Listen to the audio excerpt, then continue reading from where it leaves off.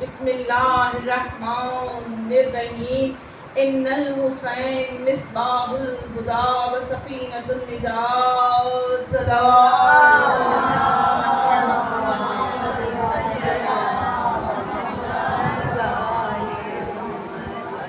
مولا پاک آپ کو آباد و شاد رکھے، اور سوائے غم حسین کے کوئی غم نہیں۔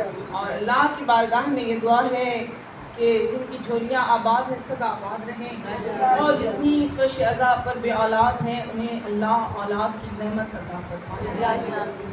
مومنات، ہم گفتگو کر رہے ہیں کشتی نجات پر۔ یاد رکھیے، نجات فقط موت اور ہلاکت سے نہیں ہے، نجات ہمیں جہالت سے بھی لینا ہے۔ جہالت سب سے بڑی بیماری ہے۔ جاہل انسان، ضروری نہیں ہوتا کہ جاہل کسے کہتے ہیں، ہماری ڈکشنری میں جہالت کا لفظ اس کے لیے استعمال کیا جاتا ہے کہ جس کے پاس تعلیم نہیں ہے، ڈگریاں نہیں ہیں۔ لیکن میں نے بہت سے ڈگریوں والوں کو جہالت کے اندھیروں میں بھٹکتے ہوئے دیکھا ہے۔ ہمیں نہیں معلوم کہ جہالت کیا ہے، لیکن ہمیں ہمارے امام، ہمارے رسول جو ہیں وہ ایک نشان دے کر گئے کہ جاہل کون ہوتا ہے۔ تو آپ کے رسول نے فرمایا جو وقت کے امام کی معرفت کے بغیر مر جاتا ہے وہ جاہل ہوتا ہے۔ یعنی جو معیار جہالت ہے وہ یہ ہے کہ آپ مر گئے، زندگی گزاری آپ نے عیش و آرام میں زندگی بسر کی، آپ نے مال و دولت میں زندگی بسر کی، آپ نے تعلیم حاصل کی، آپ یونیورسٹیز میں گئے، آپ نے ڈگریاں حاصل کی، آپ ڈاکٹر بن گئے، انجینئر بن گئے، ٹیچر بن گئے، سب کچھ بن گئے،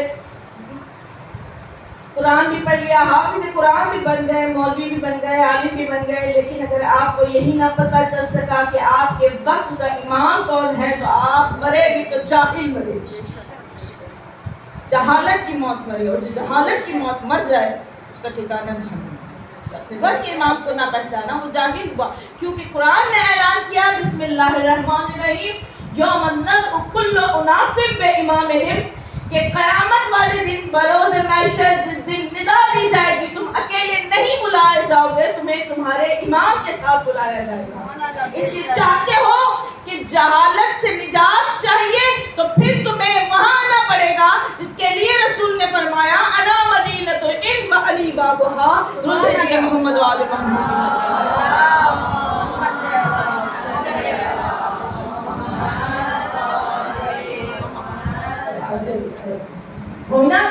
جہالت سے نجات چاہتے ہو تو حسین کی مجلس میں آ جاؤ، یہی کشتی نجات ہے۔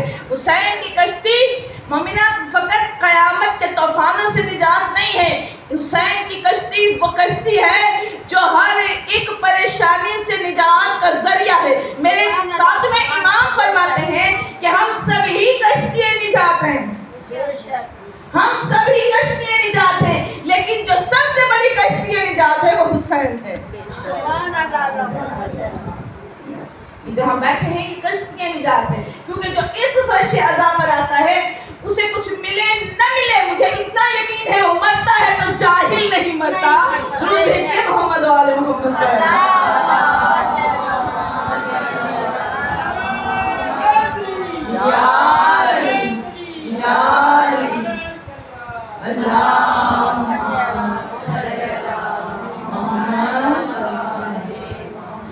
جہالت کی موت سے بچنا چاہتے ہیں تو حسین کا در کھلا ہے۔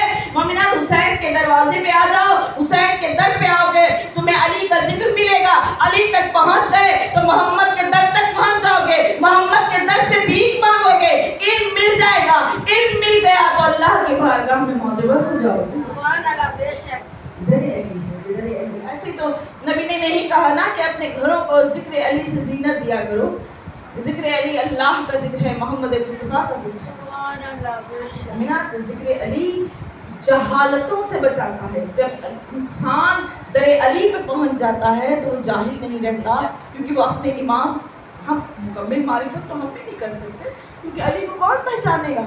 جملہ کہتے چلو دیکھیے میرے نبی اللہ نے فرما دیا کوئی نہیں پہچانا خدا کو سوائے محمد کے اور علی کے، کوئی نہیں پہچانا رسول کو سوائے علی کے اور اللہ کے، اور کوئی نہیں پہچانا علی کو سوائے محمد اور اللہ کی، تو پھر ہم پہچاننے کا دعویٰ کیسے کر سکتے ہیں؟ آج دنیا مومنات علی کے نام پر، ہمارے اپنے شیعوں میں بھی جھگڑے ہیں، بہت ساری باتیں ہیں، کون پہچانے خدا کے نام؟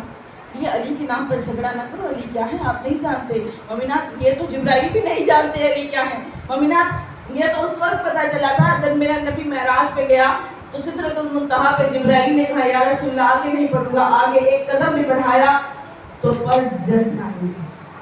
میرا نبی بحر نور کو پار کرتا ہوا وہاں پہنچا جہاں عرش تھا، عرش سے آگے کی منزلت پر پہنچا، وہاں پہنچا جہاں کعبہ قوسین و ادنیٰ کی منزل تھی.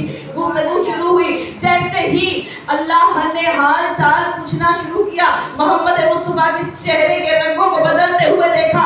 اللہ نے سوال کیا اے محمد کیا ہوا؟ کہا سوچ رہا ہوں، چھوڑ کر تو نیچے آیا تھا، آواز اوپر سے آ رہی ہے، تو بھیجیے محمد و آل محمد.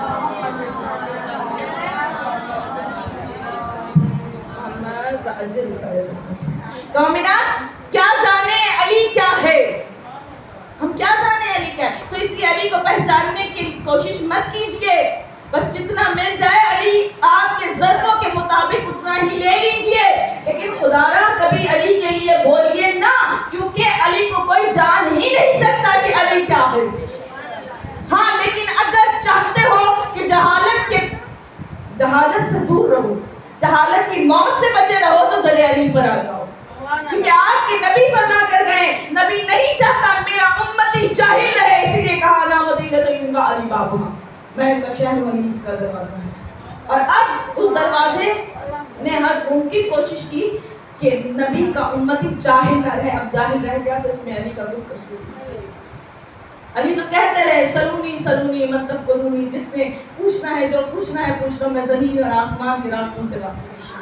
اب پوچھ لیتے تو آج انگریزوں کے بجائے آپ نے فضاؤں میں جو ہے وہ راستے تلاش کر کے اپنے ہوائی جہاز اڑانے کے ہوتے ہیں.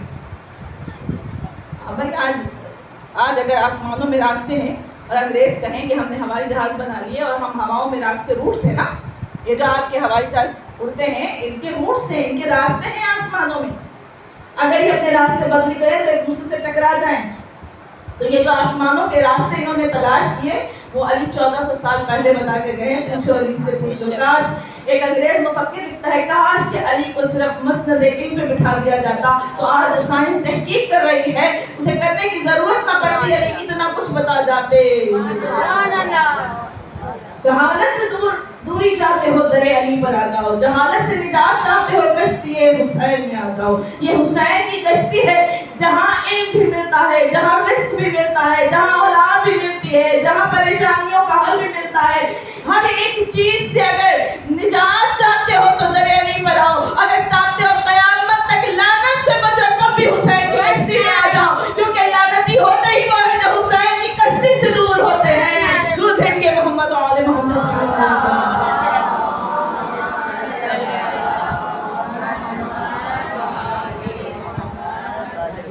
کشتی نجات یہ حسین کی کشتی ہے، اور ہمارے لیے ہر ایک قسم کی نجات اسی کشتی میں ہے. ہماری نجات، ہماری بخشش حسین کے صدقے میں ہے، آل محمد کے صدقے میں ہے. اور ہم شکر کرتے ہیں کہ دیکھیے کہ پھر وہیں پر بات آ گئی کہ آخری کشتی نجات میرے وقت کا امام، جس امام کی معرفت ہمیں حاصل کرنی تاکہ ہم جاہل نہ مریں. ہم جہالت کی موت نہیں مرنا چاہتے. ہم سب جتنے بھی بیٹھے ہوئے ہیں ہم سب نے اس امام کے پیچھے جانا ہے جو ابھی پردہ غیب میں موجود ہے، جو ان مجلسوں کا وارث ہے، جو اس گریے کا وارث ہے، جو 1400 سال سے پردہ غیب میں ہو رہا ہے. پردہ غیب کا مطلب یہ نہیں ہے کہ ایسے پردے لگے ہوئے ہیں، ہماری آنکھوں کے پردے ہیں ہم دیکھ نہیں پا رہے، ہماری آنکھوں کے سامنے ہیں ہم دیکھ نہیں پا رہے. مومنان جیسے فرعون کے دربار میں موسیٰ پڑھتے رہے، فرعون کو پتہ ہی نہ چلا کہ وقت کا نبی اس کے سامنے ہے، ایسے ہی ہمارے سامنے ہمارے وقت کے امام ہیں، ہم پہچان نہیں پا رہے. لیکن اس کا یہ مطلب نہیں کہ امام ہمیں فیض یاب نہیں کر رہے. آپ کو معلوم ہے آپ کے نامہ اعمال دن رات جو کچھ آپ کرتے ہیں آپ کے وقت کے امام کے سامنے پیش کیے جاتے ہیں. جب وقت کے امام آپ کی کوتاہیوں کو، آپ کی گناہوں کو دیکھتے ہیں، آپ کا امام نمازوں میں آپ کے لیے دعا کرتا ہے بھائی اللہ ہمارے گناہ گار شیعہ انہیں معاف کر دیں، ان سے کوتاہیاں ہو گئی تو انہیں معاف کر دیں. کیسا امام ہے جو ہر لمحہ اتنا شفیق ہے. آپ کا امام آپ کے باپ سے زیادہ آپ پر مہربان ہے. ہم یہ کہتے ہیں, ہمیں یہ بتایا گیا امام آئیں گے بس تلوار نکالیں گے, سر کاٹیں گے, اس کا سر کاٹیں گے, اس کا نہیں. آپ کا امام آپ پر آپ کے باپ سے زیادہ شفیق و مہربان ہے.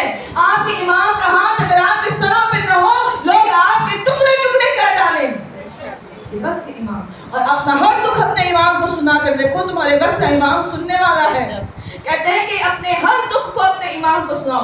جب تم سو رہے ہو نا, لکھتے ہو, بہت سارے دکھ, کوئی یہ نہیں کہہ سکتا میں دکھی نہیں ہوں, اور یہ بھی کوئی نہیں کہہ سکتا کہ میں زیادہ دکھی ہوں, وہ نہیں ہے. پتہ نہیں کس کے دل میں کیا ہے, نہ جانے کون کس دکھ سے میں گزار رہا ہے. یہ تو اس کا دل جانتا ہے, وہ رب العالمین جانتا ہے, یا وہ جانتا ہے جو وقت کا امام ہے, جو وقت کا امام ہے. اس وقت کے امام کو اپنے ہر دکھ سنائیے. جب لیٹیے نا اپنے بستر پر سب کچھ کرنے کے بعد, اس وقت اپنے امام کو پکاریے, اپنا ہر درد اپنے امام کو سنائیے, اپنا ہر دکھ اپنے امام کو سنائیے. پھر دیکھیے امام آپ کے دکھوں کا مداوع کرتا ہے کہ نہیں کرتا. اور پھر جب آپ اپنے امام کو یاد کریں گے, اپنے امام کو پکاریں گے, اتنا تو ہے نا کہ جہالت کی موت نہیں مریں گے. ہر وقت امام کو یاد کرتے کرتے دنیا سے چلے جائیں گے تو ممینہ پھر کیا ہوگا, سنیے پھر کیا ہوگا. اس کی ایک مثال دے دوں. جناب نوح علیہ السلام نے کشتی بنائی, کشتی نجات بنائی, اس کا ذکر ہم چل رہا ہے نا, قرآن پاک کا ذکر ہے. جناب نوح علیہ السلام نے کشتی بنائی. ایک بوڑھی خاتون روزانہ آتی, بیٹری کے ہاتھ میں ہوتی, ایک بکری ساتھ ہوتی. نوح کشتی بن گئی, نوح کشتی بن گئی. آپ کو اس لیے کہا جاتا ہے روزانہ یاد کرو امام کہ وہ آخری کشتی نجات نہ جانے کب ضرور کر جائے. نوح کشتی بن گئی. جناب لوگ کہتے ہیں نہیں ابھی نہیں بنی, واپس چلی جاتی. پھر دوسرے دن پھر اسی کو کائنات ایک بکری ایک بچڑی لے کر آ جاتی. نوح کشتی بن گئی, نہیں ہم ابھی نہیں بنی. پھر مسلسل جب کیا کرتے تم نے کہا تھا کہ گھر بن جائے, تو بندے تھوڑا تلخ ہو گئے, بن جائے گی بتا دوں گا. اچھا ناراض نہیں ہوتے, اللہ کو پسند نہیں آیا. اللہ نے کہا لہجہ تلخ ہو گیا. آپ اس بوڑھی عورت سے کہے اماں تجھے آنے کی ضرورت ہے, یہ کشتی بن جائے گی, میں خود کشتی لے کر تیرے پاس آتا ہوں, خود کشتی لے کر تیرے پاس آتا ہوں. کہہ دیا. اچھا ٹھیک ہے منہ آ جاؤ گے, ہاں ٹھیک. انتظار کرتے رہے, کشتی بنی, کشتی میں سوار ہوئے, طوفان آیا. جناب نوح علیہ السلام بھول گئے, جناب نوح علیہ السلام بھول گئے کو کشتی میں سوار کرنا. وقت گزرا, طوفان آیا, بارش آئی, تو دور سے پانی نکلا, زمین میں پانی ابلنا شروع کیا. معاملہ دنیا پانی پانی ہو گئی. کتنا پانی ہوا یہ تو آپ بھی جانتے ہیں کہ پہاڑ تک ڈوب گئے, زمین پانی پانی ہو گئی, کچھ نظر نہیں آتا تھا سوائے پانی کے. صرف وہی وجہ جو کشتی ہے نوح میں کشتی نہیں جاتی. پانی جب اترا زمین پر ٹھہری کشتی, حضرت نوح علیہ السلام کشتی سے اترے, چلتے چلتے ایک جگہ دیکھا کہ جھوپڑی ہے.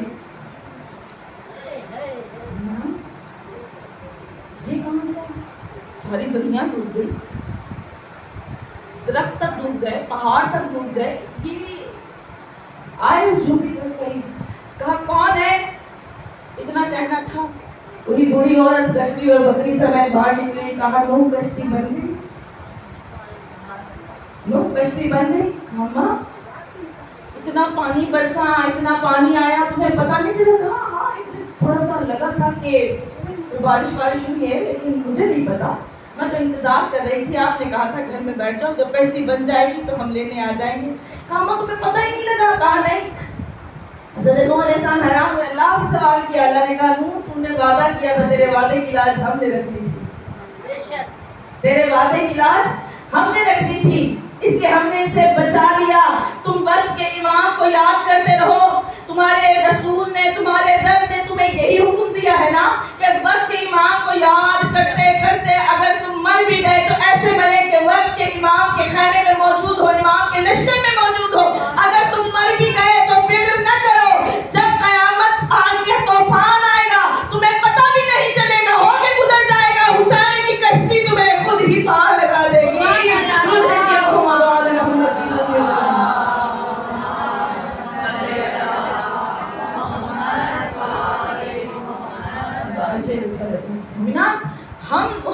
لیے نجات میں بیٹھے ہیں. دنیا جانتی ہی نہیں, ہماری معرفت کو تب جانے نا جب وہ اس وقت شہزا پر آئے, اس لیے بھگا دیا جاتا ہے. انہیں پتہ ہی نہیں کہ جو قیامت کا طوفان ہے اسے کوئی بچا سکتا ہے تو وہ حسین کی کشتی ہے.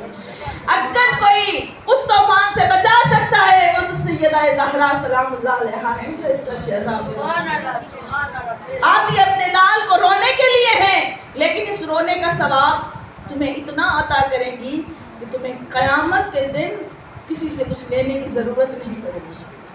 تمہیں مالا مال کر دے گی وہ زہرا. وہ زہرا جنت کے دروازے پہ کھڑی ہو جائیں گی. بارے رہا میں جنت میں نہیں جاؤں گی تب تک اپنا وعدہ وفا نہ کر دوں. میں نے وعدہ کیا تھا کہ میرے حسین کے رونے والے جب تک جنت میں نہیں جائیں گے میں جنت میں نہیں جاؤں گی. کتنا خوش نصیب ہیں آپ کہ جنت کی مالکہ دروازہ جنت میں کھڑی ہو کر تمہیں اللہ کی بارگاہ میں بخشوائے گی, تمہیں جنت میں لے کے جائیں گی. اس لیے ہمیں یہ خوف نہیں کہ ہم جنت میں جائیں, ہم جنت میں جائیں گے کیونکہ زہرا کی دعا. کیوں؟ تاکہ تم رو. کیوں رو؟ کربلا والوں کو رو. وہ کون سے ظلم ہے؟ میں نے کہا نا آپ تک نہیں پہنچی کربلا, ہم تک تو بہت تھوڑی سی کربلا ہے. تھوڑی سی بھی جب کبھی کبھی ایسا لمحہ آتا ہے کہ ہمارا دل پھٹنے لگتا ہے. یہ جو جن بچوں کی شہادت کا ذکر ہے نا, یہ لاہور والی ملکہ جناب سیدہ بی بی رقیہ سلام اللہ علیہا کی جوڑی کا ماتم ہے. معلوم ہے بی بی رقیہ سلام اللہ علیہا نہ جانے کہاں لاہور آگے کچھ بھی سے. معلوم ہے اس بی بی کی کتنی قربانیاں ہیں. آپ نے تو 2 بچوں کی شہادتیں سنی ہے, 2 بچے نہیں ہیں, بی بی کے 6 بیٹے, 1 بیٹی کربلا میں قربان ہے. بی بی رقیہ سلام اللہ علیہا اسیرہ شام بھی ہے. مومنات بی بی نے بازار بھی دیکھے ہیں, دربار بھی دیکھے, لیکن معلوم ہے کربلا میں 2 جوڑیاں بی بی کی. ایک جوڑی جناب ابراہیم اور جناب محمد, جناب مسلم کے ساتھ 4 بیٹے بی بی کے کربلا میں ہوئے.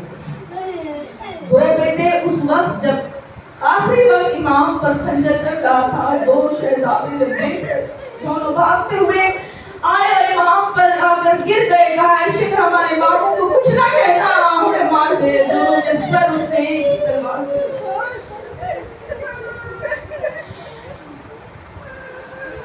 شام غریبہ میں جب بھگدڑ مچی نا, 2 شہزادے بی بی کے اس بھگدڑ میں گم ہو گئے.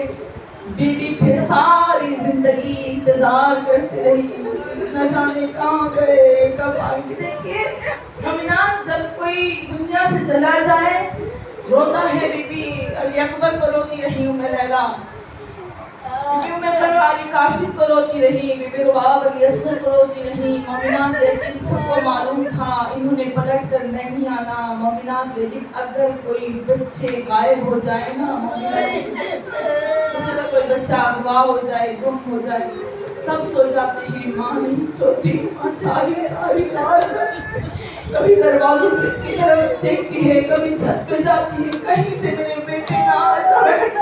بی بی رقیہ ہر لمحہ یاد کرتی رہی, نہ جانے کہاں میرے گئے میرے بچے, شاید ہو سکتا ہے واپس آ جائے. مومنات روایتوں میں کہ جب بیویوں کو بازاروں میں لے جایا گیا نا, تو آپ کو معلوم ہے بازار جب لگتے تھے نا اس زمانے میں, تو ہر قسم کے بازار ہوتے ہیں, سبزی کے بازار ہوتے ہیں, کپڑوں کے بازار ہوتے ہیں. اس زمانوں میں غلاموں کے بازار بھی ہوا کرتے تھے. جب یہ قافلے غلاموں کے بازار سے گزرتے تھے, بی بی رقیہ کہا کرتی تھی سید سجاد بیٹا مجھے پتہ نہیں چلے گا, ذرا دیکھنا یہ نہ ہو میرے بچے کہیں غلاموں کے بازاروں میں بکنے کے لیے نہ.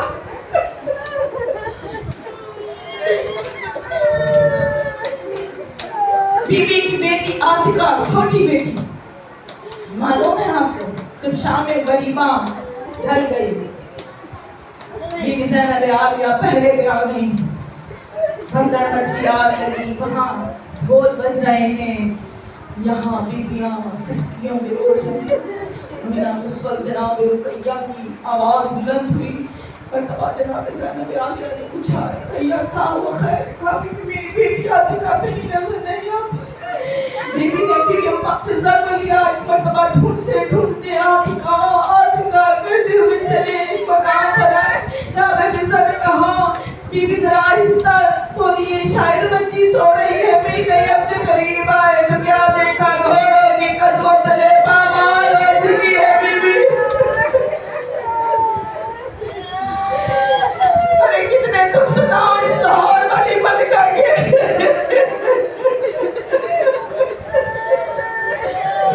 جاتے ہو نا ایران جاتے ہو، عراق جاتے ہو، شام کی خواہش رکھتے ہو، ایک مرتبہ لاہور بھی جانا اس بیوی کو پرسا دینے کے لیے۔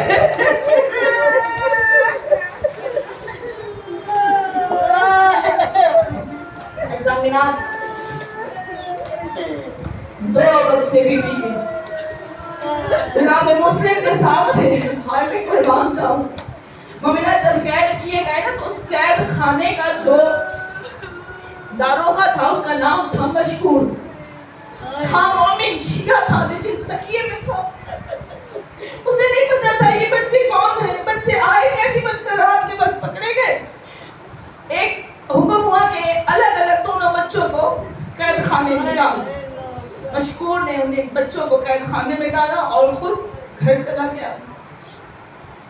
مومنات آدھی رات گزری، مشکور کو نہیں پتا لیکن کون سے بچے ہیں، جو حکم ہوا وہ داروغہ تھا، اس نے قید کر دیا، وہ گھر آ گیا۔ پورا گھر مومن تھا، عورت بھی، بیوی بھی اس کی مومنہ تھی، گھر والے سب مومن تھے۔ مومنات آدھی رات کو اس کی بیوی گریہ کرتے ہوئے اٹھی، سر پیٹ پیٹ وقت مشکور نے کہا خیر تو ہے، کیا ہوا تھا مجھے بتا، آج قید خانے میں کوئی بچے آئے ہیں، انہیں کوئی کھانا پانی دیا تھا، کہا وہ تو میں بھول گیا، معمول کی جو قیدی تھے سب کو دیا تھا، وہ بچے نئے آئے تھے، میں کھانا دینا بھول گیا، پانی دینا بھول گیا۔ بیوی نے سر پیٹنا شروع کیا۔ مشکور نے کہا تیرا کیا رشتہ ہے بچوں سے؟ کہا بھی زہرا میرے خواب میں آئی تھی، کہہ رہی تھی مشکور سے کہ آزاد رہ کے میرے بچوں کا پانی نہ ملا دے۔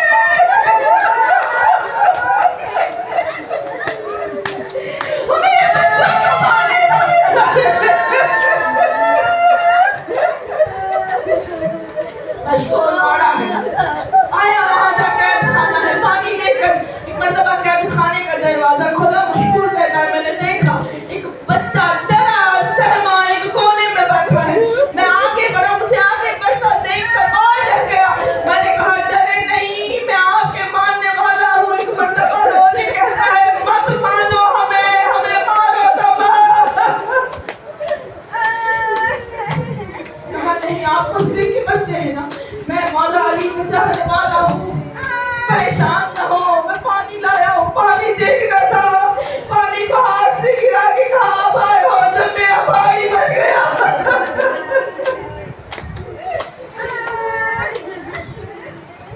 اب جب قریب سے دیکھا تو بچے کی پیشانی زخمی، لہو لہان، کہا تو کسی نے مارا ہے؟ کہا نہیں۔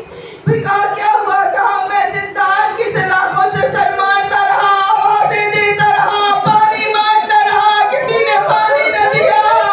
کہا مولا یہ پانی، کہا میں کیا کروں، اپنے لیے نہیں مانگ رہا تھا، میرا چھوٹا بھائی پیار سے مر گیا۔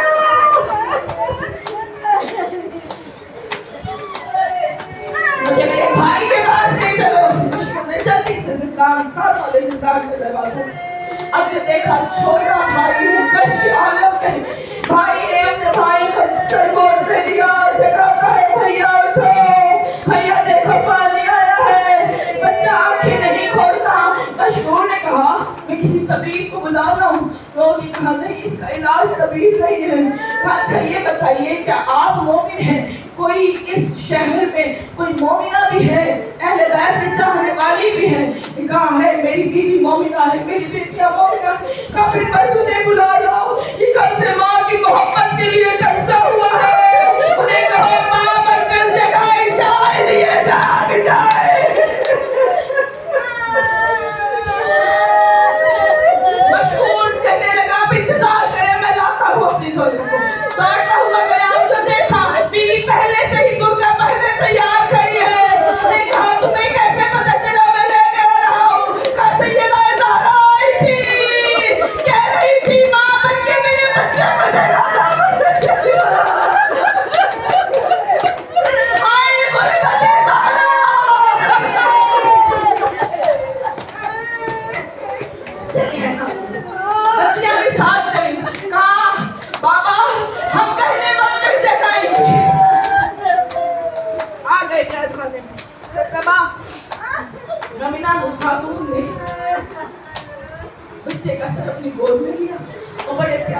سے سر پہ ہاتھ پھیرنا شروع کیا، جس سے ہاں پیار سے مائیں جگاتی ہے بچوں کو، بیٹا اٹھو ماں میرے بچے اٹھو ماں،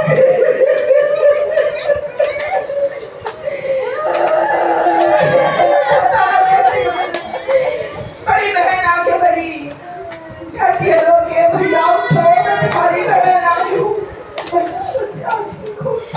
چھوٹی بہن قدموں میں بیٹھ گئی، قدموں کو چھو کے کہتی ہے بھیا اٹھو۔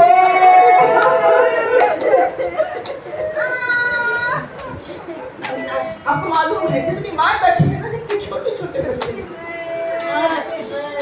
چھوٹے جن کے بچے ہیں نا، ان بچوں کی عادت کا پتہ ہے، ابھی چھٹیاں ہیں، اب جب اگست میں اسکول کھلیں گے بچے سونے کے عادی ہوتے ہیں اور بچے کچھ تنگ بھی کرتے ہیں، جب صبح صبح مائیں جگانے کے لیے جاتی ہے نا بچے اٹھتے نہیں ہیں، ماں کہتی ہے بیٹا اٹھ جا تیرے اسکول کا ٹائم ہے، بچہ آنکھیں نہیں کھولتا، بیٹا ماں کہتی ہے بیٹا اٹھ جا، تیری گاڑی آنے والی ہے، تیرا بستہ تیرا ہے، بچہ نہیں اٹھتا، جب زیادہ ماں اسے اٹھانے کی کوشش کرتی ہے چھوٹا بچہ اپنی ماں کی گردن میں باہر ڈال دیتا ہے، جب ماں نے جگانا شروع کیا نا ایک مرتبہ بند آنکھوں کے ساتھ چھوٹے بیٹے نے ماں کی گلے میں باہر ڈال کے کہا ماں کیا چچا پاس بھی آئے ہیں،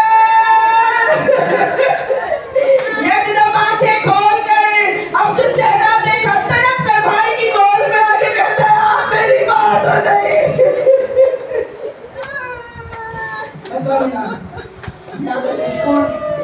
انہیں کہا بچوں تم چلے جاؤ میں تمہیں آزاد کرتا ہوں، تم چلے جاؤ، بچوں نے کہا کہ ہم چلے گئے تو آپ کو قتل کر دیں گے، کہا بے شک قتل کر دے آپ میری جان میں مختصر کرتی ہوں، مومنات بدقسمتی بچوں کی، بچے اسی گھر میں پہنچ گئے جو ملعون حارث کا گھر تھا، مختصر کرتی ہوں مومنات، مسائل کو مختصر کر دیا بس، بچے پہنچ گئے وہاں، حارث ملعون آدھی رات کو نشے میں دھت پہنچا، مومنات بیوی سے کہنے لگا سارا دن میں ڈھونڈتا رہا، تلاش کرتا رہا، نہیں ملے، کہا کسے تلاش کر رہا ہے، کہا مسلم کے بچوں کو تلاش کر رہا، اپنے زیادہ نہیں نام رکھا ہے، بیوی نے کہا کچھ حیا کر، کچھ شرم کر، آپ کو معلوم ہے، یہ بھی سنتے چلیے، بیوی نے کہا کہ حارث کچھ تو ہے، یہ جس گھر میں بیٹھا ہے تجھے معلوم ہے یہ عباس رمضان نے بتا کے دیا تھا 38 سے نہیں، میری شادی تیرے ساتھ جناب عباس سے کروائی تھی، تجھے یاد ہے کہ تو نے کہا تھا مولا عباس جب تک آپ اس گھر میں نہیں آئیں گے میں اس گھر میں رہوں گا نہیں، مولا عباس اپنے گھوڑے سمیت تیرے اس گھر میں آئے تھے، اس ستون سے تو نے عباس کا گھوڑا باندھا تھا، اور عباس نے روتے ہوئے کہا تھا حارث یاد رکھنا ستونوں سے جانور باندھے جاتے ہیں، انسان نہیں باندھے جاتے، حارث حیا کر، ارے کیوں محمد مصطفیٰ کے سامنے خود کو شرمندہ کرتا ہے، ارے چھوڑ دے بچوں کا پیچھا، کہا تو چپ کر جا، مجھے وہ بچے چاہیے، ابھی بات ہو رہی تھی، ایک بچے کے رونے کی آواز آئی، کہا یہ کس کے بچے کے رونے کی آواز ہے، بیوی نے تکیے میں جھوٹ بولا، کہا شاید محلے کے، کہا نہیں یہ محلے کا بچہ نہیں ہے، کوئی بے وارث بچہ ہے، وارث والا ہوتا تو چپ کرواتے ہیں، یہ اوپر والے کمرے سے آواز آ رہی ہے، مجھے چابی دے، اسے کہا میرے پاس چابی نہیں ہے، ملکتی نہیں، ملعون سیڑھیاں چڑھتا ہوا گیا، تالا توڑا، بچوں کو تماچے مارتا ہوا لایا، مومنات عید کی رات، ارے جب مائیں بچوں کو سینوں سے لگا کر سلاتے ہیں، بی بی رقیہ کی جوڑی اس گھر میں ستون سے رسیوں سے بچ گئی،